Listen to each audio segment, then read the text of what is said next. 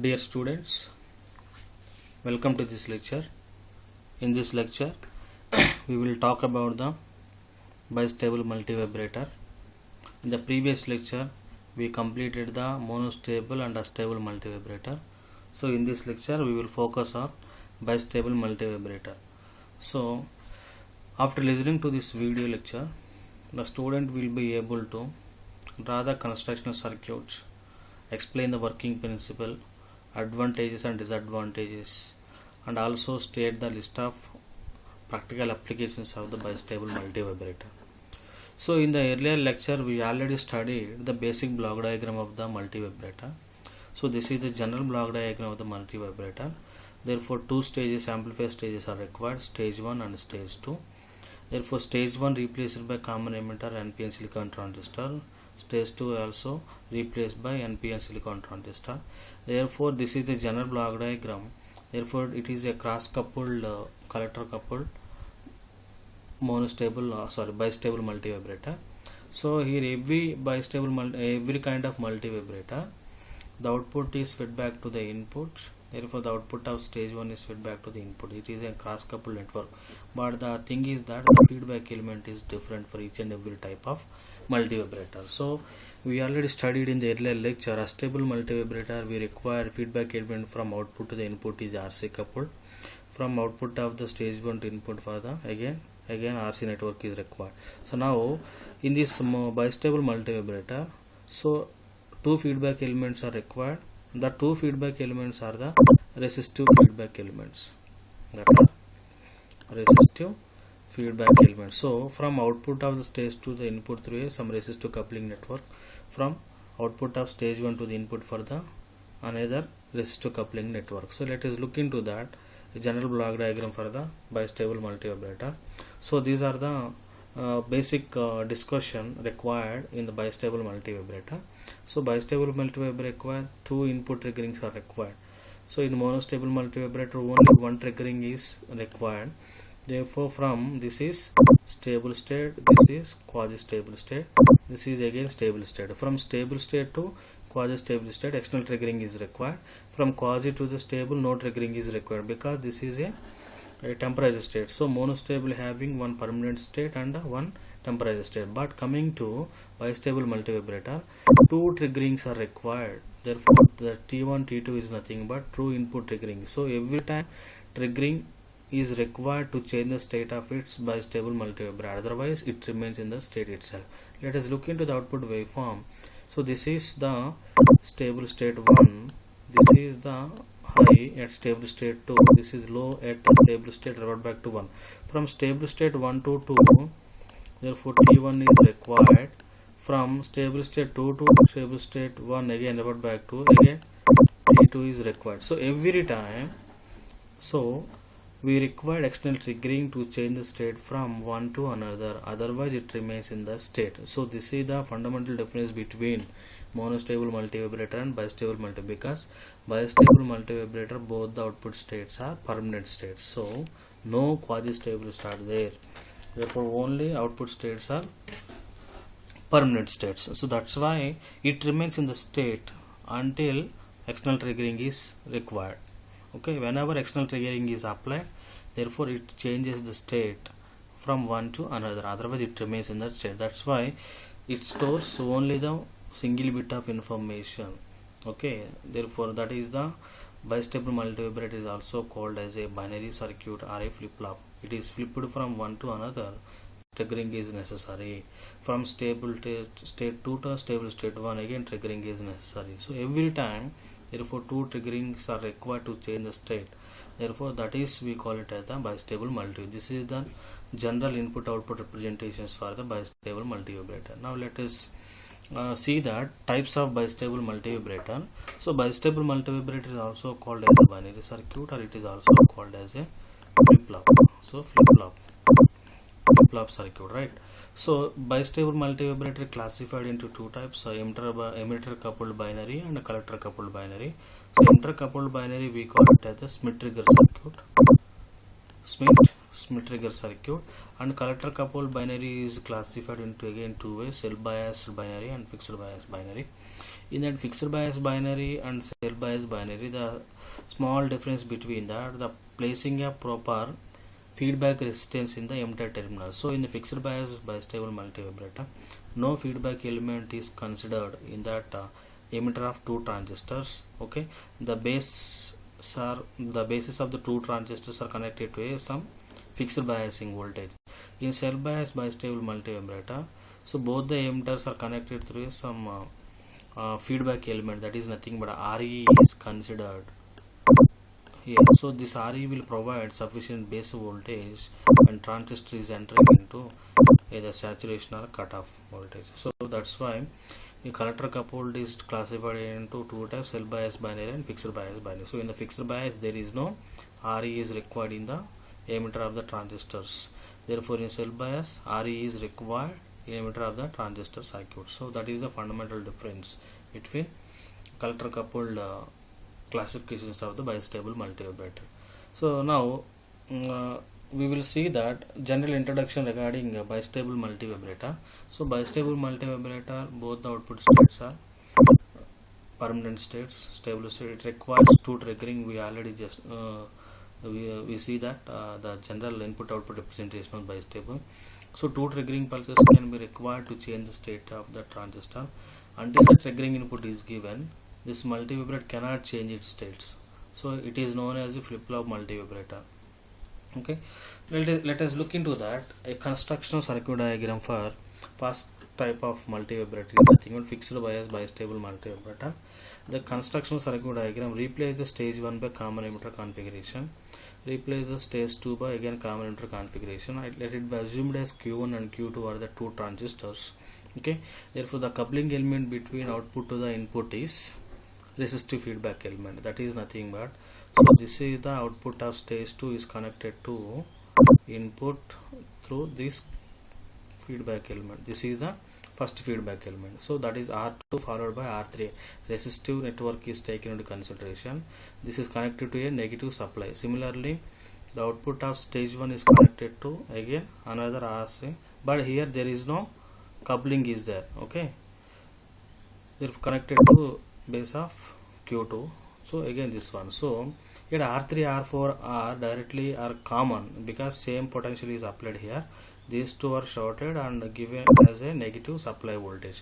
Due to this negative supply voltage, so the bistable multivibrator, especially in fixed bias bistable multivibrator, therefore this is entering into indefinite states. So indefinite state is nothing but unable to identify which is on and which is off, because both the bases are connected with some negative supply itself. So negative supply is nothing but both the transistors are having negative supply voltage, but negative supply voltage means definitely the transistor is entering into cutoff mode, but due to circuit imbalance one of the transistor must be on and other must be off. Both the on and both the off is impossible. So due to circuit imbalance, so circuit imbalance means that improper values are taken into consideration, and also the gains of the two transistors Q1 and Q2, each transistor having some gain is there. Okay, here also the gain. So gains are practically not equal. Definitely some amount of tolerance is there. That tolerance which showcase that the type of transistor is on or off. Suppose Q2 is a larger gain and Q1 is smaller gain, therefore obviously Q2 should be on and Q1 should be off. Let it be assumed like that. Okay, so because gain should be larger means that we know that one fundamental relation, IC is equal to beta times of IB. So IB is increases, IC is also increases. If beta is increases, obviously IC is also increases. Due to that, if IC increases means that only that is possible with Q2 is on. Okay, so this is the construction circuit diagram. So 1 2 3 4 feedback resistors are required, and another resistors are taken into consideration, that are load resistors RL1 or RL2, or we treated as RC1 or RC2. So these are connected to the common collectors. Therefore that is collector of Q1, that is RC1 or RL1, collector of Q2, that is RL2 or RC2, are connected to common. That's why this is a common collector bistable fixed bias multivibrator. Okay, the emitters are connected to common ground here. Here emitters are connected to common ground here. Suppose in case of cell bias binary, these emitters are connected with some emitter resistances. Okay, through feedback element as a emitter resistance here. Okay, that is emitter. Emitters are common connected here. So here coming to every time in bistable multivibrators, triggering is necessary. Therefore, this is input triggering 1, input triggering 2. So these two are not connected simultaneously. Okay, based on the type of, suppose initially if you connect this is, okay, you have to neglect this. This would be connected to the next stable state. Okay, so the triggering input is connected through the corresponding bases through capacitor C3 and capacitor C4 respectively.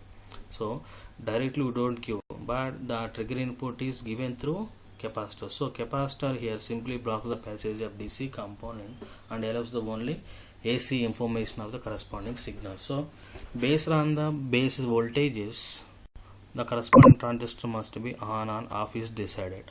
Okay, so suppose we already explained in the earlier lecture, in case of monostable multivibrator, two triggering pulses are required, positive triggering pulses or negative triggering pulses. So both the triggering pulses are taken into consideration in order to change the state of the multivibrator. But the thing is, which is you consider for theoretical explanation, that is very very important. Choice is yours. Okay, you may choose any kind of triggering inputs or triggering circuits, positive trigger pulse or negative pulse. Okay, suppose if you positive pulse is taken into consideration, the positive pulse triggering is always connected to the off transistor of the base. This is very very important. Okay, suppose if the negative pulse is taken into consideration as the triggering input, that is always connected to the on transistor of the base. This is the fundamental difference between which we are going to consider as a positive pulse or negative pulse as a triggering inputs. Okay, so both the pulses we are taken into consideration, but which is we are going to consider for a theoretical explanation. Let us look into that.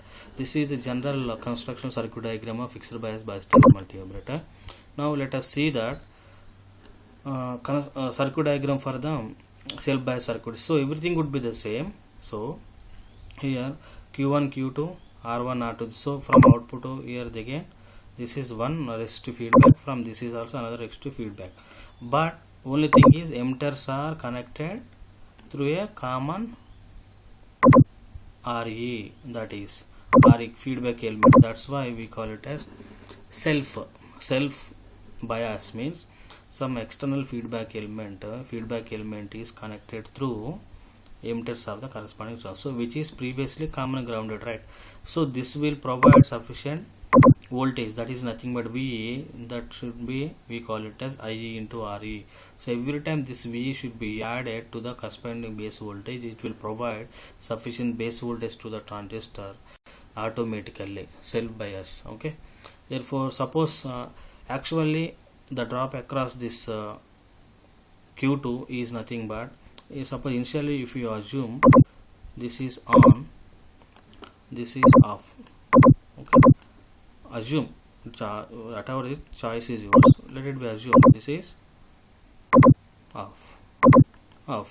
Okay, so whenever Q2 is on and Q2 off, what are the junction voltage here? So this is nothing but VB sat, this is VC sat, so this is again VB VA wave format. So here Q1 off and Q2 on, so VD is nothing but this one. So I am assuming A, B, C, D are the points. A, B, C, D is nothing but we drop across the base of Q1 is nothing but VA or VB1. Okay, next VC is nothing but drop across collector of Q1, this is VC1. So this is n number of representation. So but the output of representation is same, but here is A, B, C, D are the junction voltages. So if Q2 is on, therefore the actually without RE, therefore VD is nothing but approximately equal to VC sat. So whenever this RE is connected, therefore the output voltage should be VC sat plus this voltage also taken into consideration, that is, so VD is equal to VC plus V is nothing but drop across this RE. So this will also be added to the actual junction voltages. Similarly VB is base emitter voltage is nothing but VB sat, right? So VB sat plus this one, so apply loop equation here. KVL equation. So VB sat plus this drop should be added, so every time. So and again these are the after understood base voltage, these are the normal voltage, so VD fixed bias. Okay, so this is the small difference between the self bias and fixed bias. So in case of fixed bias, so VD is equal to VC sat, VB is equal to VB sat, right? But here along with the junction voltage we added simply this external VE emitter voltage is added to the corresponding circuit. So that is the fundamental difference between fixed bias circuit and self bias circuit. Self bias we consider the RE, or emitters are simply shorted and through connected to some emitter resistor. This can be acted as a feedback element. This will provide sufficient base voltage to the corresponding transistors, right? Now let us look into that operation of the bistable multivibrator. So bistable multivibrator, so this is the fixed bias bistable multivibrator. Just now we studied the constructional circuit. Let us initially assuming that one initial state. So in this case Q1 on and Q2 off I am going to assume. So suppose if Q1 off and Q2 on, need not worry about that. So whatever the state you are assuming, that state will be changed accordingly. Okay, so that is very important. So now coming to that, so here coming to that waveforms. So this is initial stable state 1 and this is stable state 2. Stable state again revert back to stable state 1. So initial stable state I am assuming that Q1 on and Q2 off. Okay, how this Q1 is converted into flipped into off and Q2 is flipped into on. So due to that, this is triggering circuit. Due to this triggering circuit, therefore it is changes its states, otherwise it remains in the state. Suppose waveforms observed across the collectors of the corresponding transistor. So here VC1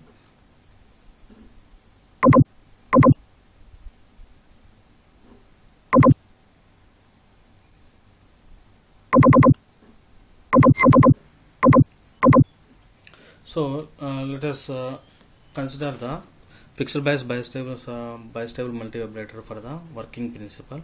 So just now we studied the constructional circuit diagram. Now let it be assumed that the working principle, initially we assumed stable state 1 is Q1 on and Q2 off like this.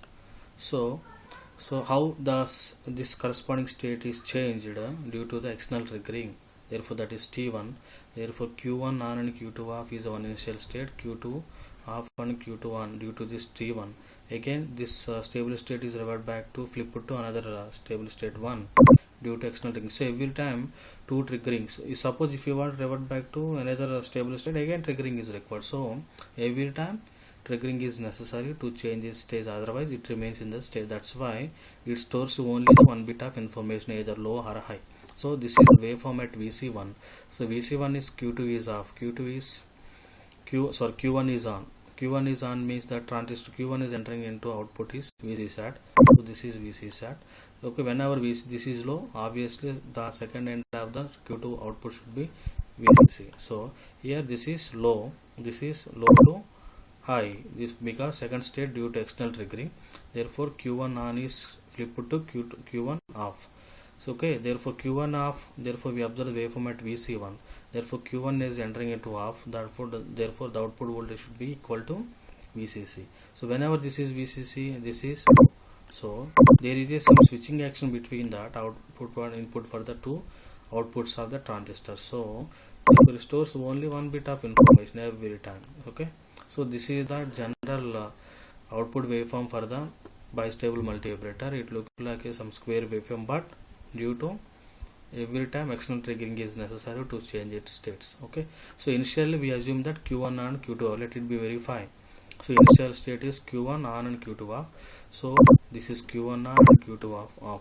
So therefore Q1 on Q2 off means that so definitely these base voltages are provide sufficient base voltage. So Q2 is on means that VB1 is obviously greater than or equal to 0.7, right? That is provided by this path. Okay, therefore it means that the drop across this R2 is nothing but VB1. If VB1 voltage is greater than or equal to 0.7, therefore we confirm that Q1 is on. But initially we assume for theoretical explanation, but how a sufficient base voltage is provided. This is the required path to sufficient base voltage provided to the corresponding circuit. Okay. Similarly, QT is off. QT is off, nothing but VB2 is less than 0.7. So that is provided by, already this is connected to negative supply. The same would be directly connected to the base. That is negative. This negative voltage is nothing but less than the 0.7 voltage. Therefore, that is QT is off. So here, based on the voltages of the respective bases, so that is provided by the based on the feedback element and the external biasing circuit. So in this case, Q1 on and Q2 is off is considered. So if whenever Q1 is on, VB1 voltage must greater than or equal to 0.7, which is provided by this path. So VB1 is nothing but this voltage drop across R2. So apply Thevenin's theorem across this, and we will provide voltage division rule with the VB1 formula. If VB1 value is definitely greater than or equal to 0.7, so we will confirm that Q1 is indeed on in this case. Similarly, here also the VB2 value should be less than 0.7, because obviously this is connected to negative voltage. So we will confirm that Q2 is indeed off. So whatever the initial state we assume, we will confirm that. Okay. So based on that respect to base voltage. So hence, therefore here in this case, a Q1 on means that VB1 is greater than or equal to 0.7, which provided the following path. So just now I stated that this is the yellow color path represents that a required base voltage provided in the sufficient base of Q2 on. So this is like this. So therefore VB1 is nothing but this. VB1 is nothing but drop across R2. So apply Thevenin's theorem or voltage division rule. So VCC into drop across this R2 by the total resistance RC2 plus R1 plus. So this will VB1 is nothing but this. This VB1 is nothing but.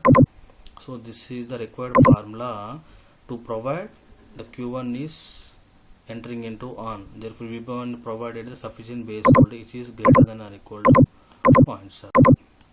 Greater than or equal to 0.7. So based on that, the Q1 is on, Q2 is off. Suppose Q2 is on and Q2 is off. Therefore this is the required path to generate the corresponding base voltages. So this is provided like this. But in this case I am assuming that Q1 on and Q2 off like this. Okay.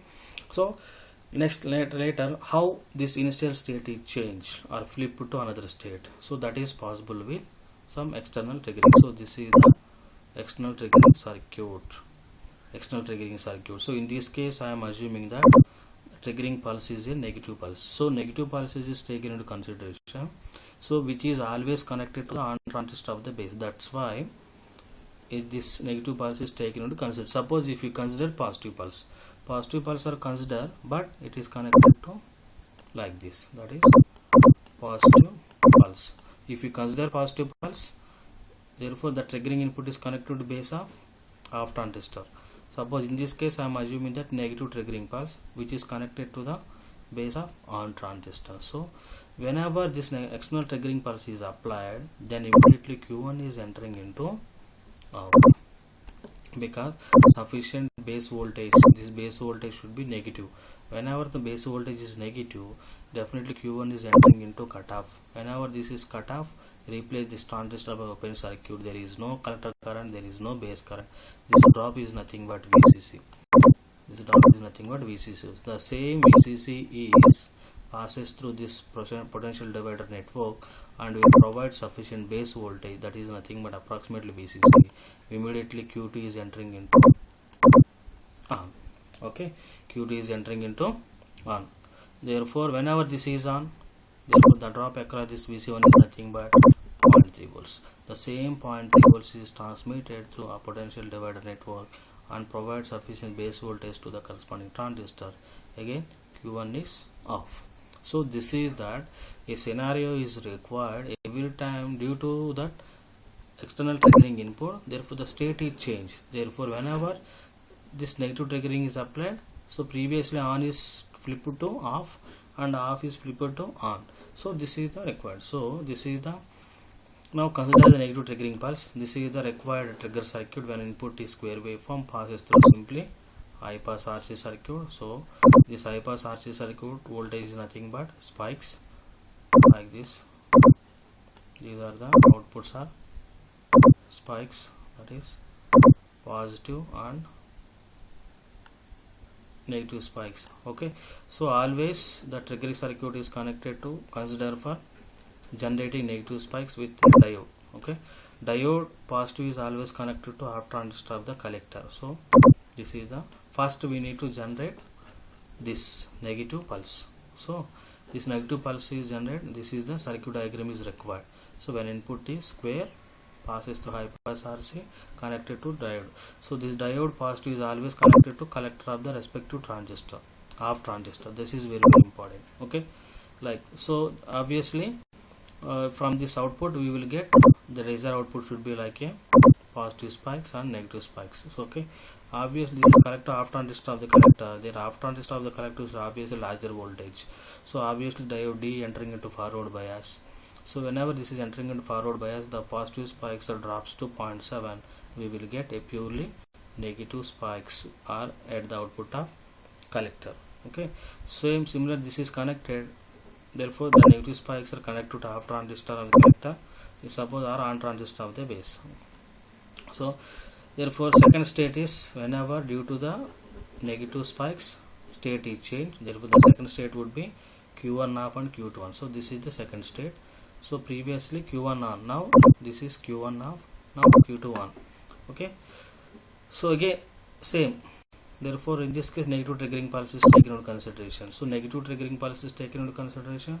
So negative pulse is directly connected to on transistor of the base. That's why previously this triggering input is connected to the Q1 on, because Q1 is on here, but in the second stage Q2 is on here. That's why negative pulses are always connected to the on transistor of the base. Okay, whenever negative pulse is connected, therefore Q2 is entering into off. It is change the state. Okay, Q2 is off, Q2 external triggering. This is VCC. The same VCC transmitted to this and will provide sufficient base voltage. So previously Q1 is off. So here VB1 is greater than or equal to 0.7 because this is VCC.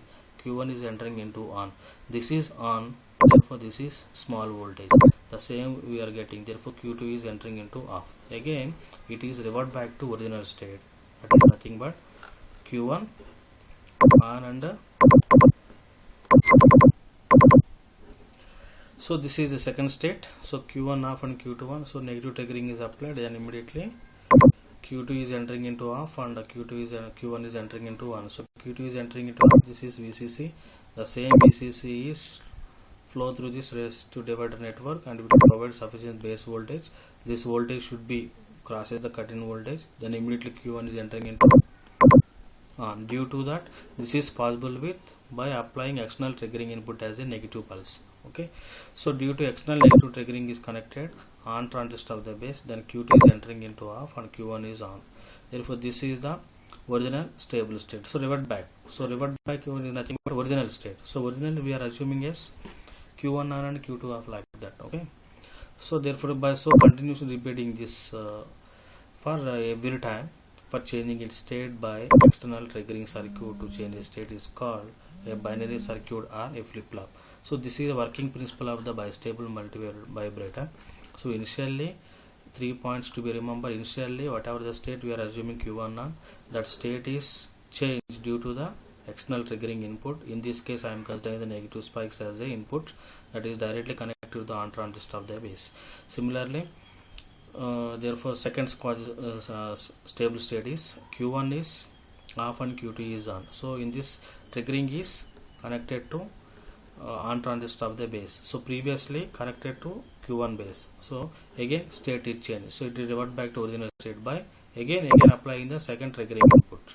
Okay, that is negative. So every time the process should be repeated and it requires negative pulse triggering pulses. Whatever it is negative or positive triggering pulse is required to change its state. Otherwise it remains in the state.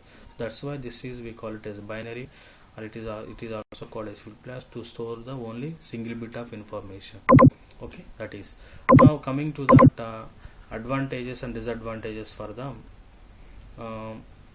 bistable multivibrator. So In a bistable multivibrator, the advantages are it stores the previous output unless disturbed.